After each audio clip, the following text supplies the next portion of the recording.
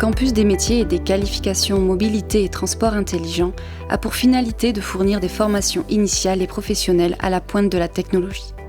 Bienvenue au lycée Gallieni à Toulouse, lieu emblématique du campus qui forme des opérateurs de maintenance de véhicules particuliers et de transport routier. Son objectif est de former à une maintenance efficiente et anticipatrice pour répondre aux besoins des professionnels. Ce que l'on cherche surtout, c'est des jeunes qui s'intéressent aux nouvelles technologies, qui ont envie d'apprendre constamment en plus de leur diplôme de base. On recherche des profils polyvalents qui savent s'adapter aux évolutions constantes de notre métier, parce que notre métier, c'est aussi l'ensemble des mobilités et les mobilités de demain. Donc ce que l'on cherche, c'est vraiment des profils qui vont savoir s'adapter en fonction de ces évolutions. Ici, dans l'atelier du lycée, les formations laissent une place importante à l'interface homme-machine. L'utilisation de capteurs permet de collecter des données sur les véhicules pour établir des diagnostics.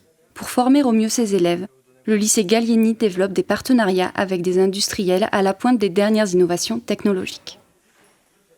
Aujourd'hui, un véhicule un véhicule haut de gamme a environ 100 millions de lignes de code, donc beaucoup de logiciels à bord des véhicules, plus que dans un avion de ligne.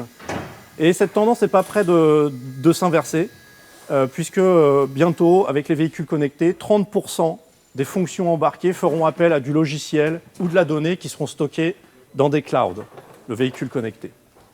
Alors, vous vous destinez au métier de la maintenance, vous allez devoir intégrer toutes ces technologies, mais il faut aussi garder, c'est vraiment très important, se focaliser sur le client final qui lui attend une maintenance préventive, à un coût acceptable et surtout une expérience agréable. Dans cette séquence, l'enseignant indique à son élève comment vérifier les alignements des roues.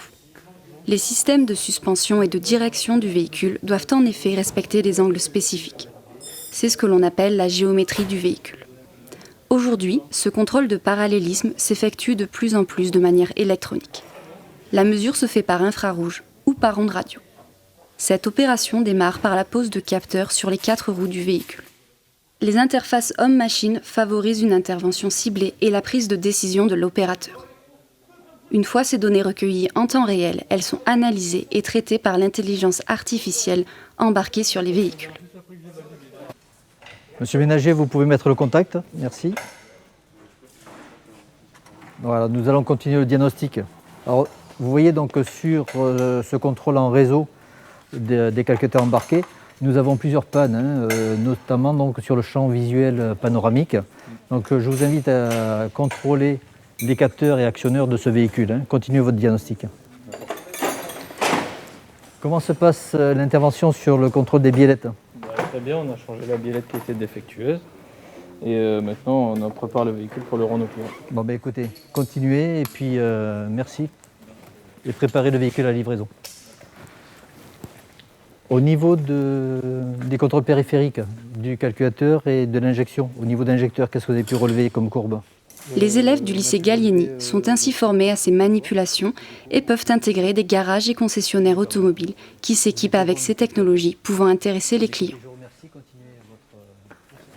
Alors ici, vous allez retrouver les nouveaux éléments de sécurité, par exemple commutation auto-feu de route, donc la nuit, dès que vous croisez une voiture, vos phares vont passer directement en code.